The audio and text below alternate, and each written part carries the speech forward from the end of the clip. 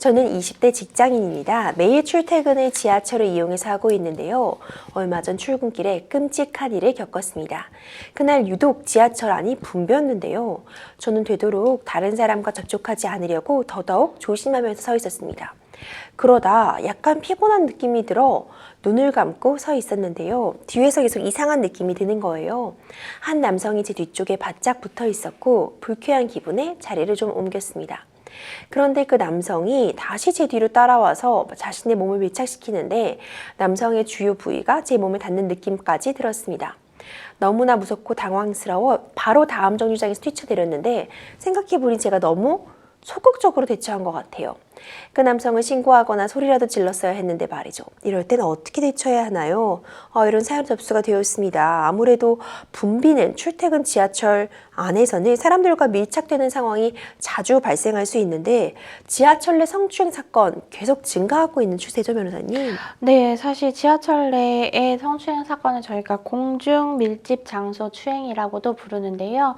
네, 굉장히 많기 때문에 저희가 소위 지하철 경찰 분들이라고 부르죠. 그래서 그분들이 점검을 하기도 하고 그 현장에서 사진을 찍으시고 피해자의 진술을 확보하시기도 하는 일들을 하고 계십니다.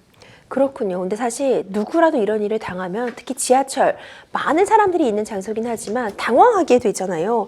그래서 얼른 내려버린다거나 아니 아무 소리도 못하고 자리만 피한다거나 이렇게 대처하게 되는 경우가 많을 것 같아요. 이런 상황 사실 누구라도 처할 수 있기 때문에 어떻게 대처하면 좋을지 대처법 좀 알려주세요. 네, 사실 이런 상황에 닥치면은 이제 머리가 하얗게 될 수도 있고 항상 내가 어느 역에서 내린다 하는데 그 근처에서 일어났다면 이 사람도 내 근처에 자주 있는 사람인가? 라는 것이 이제 피해자분들이 주로 가장 무서운 점이라고 이야기를 하시는데요. 이런 상황이 나면 이제 내리셔서 혹은 이제 신고를 하시는 것이 가장 좋죠. 신고를 하게 되면 이제 출동한 그 지하철은 칸이 있잖아요. 칸 위치로 표시할 수가 있는데요. 예, 그걸로 이제 출동한 분들이 그 자리에서 이제 청취를 하게 됩니다. 그래서 이제 피해자분이 분리를 요청을 하면 이제 또 따로 떨어져서 있을 수가 있고 그렇게 되면 조사도 이제 분리돼서 당연히 받으실 수 있고 그 자리에서 이제 그 분이 도망치지 못하게 하고 환장을 확보하는 것이 제일 좋기 때문에 신고를 하시는 것이 가장 빠르게 처리될 수 있는 방법 같습니다.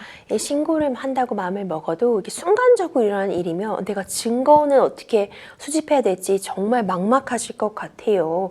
사실 목격자들이 있었다고 해도 목격자들이 또 적극적으로 나와주지 않는다면 또 증거가 없는 거잖아요. 입증에 대한 부분은 어떻게 하면 좋을까요, 변호사님? 네, 사실 뭐 사진을 내가 갑자기 딱 찍을 수도 없는 노릇이고 하기는 한데요. 그래서 저희가 신고를 말씀드리는 것입니다. 그래서 현장에서 이게 적발이 되는 경우에는 현장에 나온 그 사경들에 의해서 사법경찰관들에 대해서 이제 증거 수집이 이루어지고 피해자분의 진술 청취 그리고 이제 가해자에 대한 진술 부분이나 뭐 사진이라든지 이런 특정 부분 이런 것들이 다 진행될 수 있기 때문에 직접 이제 나서서 그 특정이나 뭐 가해자에 대한 그런 부분을 수집하고 하면 또 위험할 수도 있거든요. 요즘 같은 시대에는. 그러니까 그렇게 해서 하는 것이 가장 좋은 방법인 것 같습니다. 그렇군요. 신고 후 성추행이 인정이 된다고 하면 가해자는 어떤 처벌받게 되는지도 궁금하거든요. 네, 이제 공중 밀집 장소 추행이라고 해서 성폭력 처벌법 제11조에 규정이 되어 있는데요.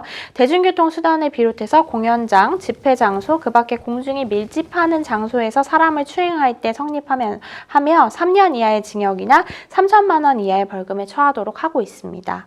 그렇군요. 지하철이나 버스 안이 또 워낙 붐비다 보니까 본의 아니게 추행범으로 억울하게 오해를 받는 경우도 종종 발생할 수 있다고 하더라고요. 이런 경우 내가 정말 억울하다 할 땐 또 어떻게 방어해 볼 수 있을까요? 네, 사실은 이제 너무 당황해서 그 자리에서 인정했다라는 분도 계시는데요. 사실 정말 하지 않으셨다면 이제 그 상황을 모면하려고 제가 했다라고 하는 거는 정말 최악의 반응이거든요. 그렇군요. 네, 그렇기 때문에 일관되게 아니라고 하시는 게 중요합니다. 정말 하지 않으신 경우에는. 그러니까 그런 경우에는 정말 하지 않았다면 뭔가 분위기가 나를 몰아가는 것 같고 내가 이 현장이 너무 부끄럽고 그러니까 그냥 했다 하고 빨리 갈까라고 생각하시면 그 뒤에 이제 재판까지 갈 수도 있는 거라서 그 진술을 토대로 그러니까 하지 않으셨다면 일관되게 하지 않으셨음을 주장하는 것이 좋습니다. 그렇군요. 마지막으로 우리 상담자님께 조언 한 말씀 부탁드릴게요. 지금 너무 당황하시고 좀 답답하신 상황 같거든요.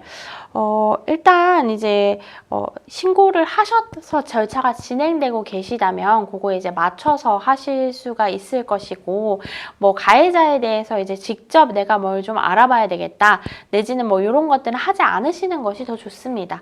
그래서 이제 그런 부분 가해자와의 연락이라든지 특정이라든지 이런 부분은 수사기관에 맡기시고 이제 진술하시고 뭐 중간에 그냥 뭐 저 안 할래요 뭐 이렇게 하시기보다는 일단 신고가 게시가 됐으면 끝까지 어떻게 되는지 보시고 어떻게 처벌받는지까지 확인하시는 것이 좋다고 생각됩니다. 일단 상담자님께서는 증거를 좀 확보하셔서 신고하시는 게 가장 좋을 것 네. 같아요. 이런 또 겪지 않아도 되는 일이 불쾌한 일 겪으셔가지고 마음이 상처 크실 것 같은데 가해자는 처벌받고 우리 상담자님 다친 마음도 좀 잘 치유되시길 바라보겠습니다.